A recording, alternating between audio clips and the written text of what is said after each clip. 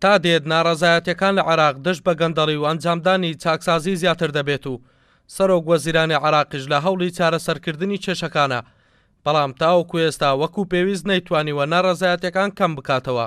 پێکاتە و لایەنە سیاسیەکانی عێراق لە نێو ئەنجومەنی نوێنەران سەرقاڵی ئەوەن و هەوڵی بۆ ئەدەن سەرۆکایەتیەکانی پەرلەمان و حکوومەت هەڵبۆشێننەوە. لەم نێوەندەدا کورد پێداگیری دەکات لە هەر گۆڕانکاریەک کە لە عێراق ڕوودەدات پشتی کورد کە ١٢٠ پارێزراو بێت. هاوڵاتیانی هەرێمی کوردستانیش دەڵێن پێویستە نوێنەرانی کورد لە بەغدا بە یەکدەنگی و یەکڕیزی شەڕ بۆ مافەکانی گەلی کورد بکەن.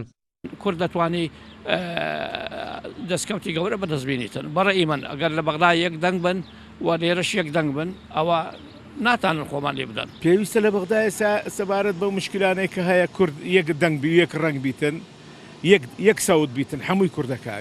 بەشێک لە هاوڵاتیان ڕای دەگەێنن پێویستە لایەنە سیاسەکانی هەرێمی کوردستان نێوماڵی کورد ڕێک بخەنەوە و کۆتایی بەچێشە و ململانەی نێو خۆیەکان بهێن و بە دیالۆگ و لێک تێگەیشتن کێشە سیاسی و یاسایەکان چارەسەر بکەن بۆ ئەوەی لە بەغداش ئەو یەکدەنجیا ڕەنگ بداتەوە و هەمووان بەیەکەوە ڕوبەڕووی ئەو مەترسیانە ببنەوە کە دژی گەلی کورد ئەنجام دەدرێت.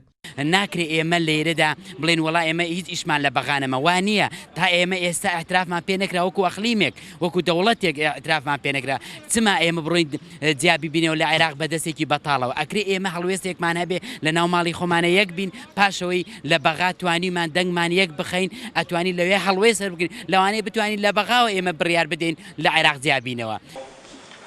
هذه تشكيلة وزارية كاملة.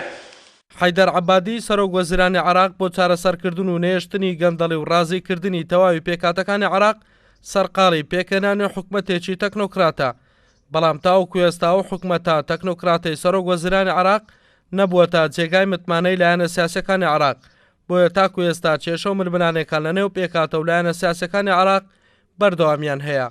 هەڵگورد ئەحمەد، کورتسات نیوز، هەولێر.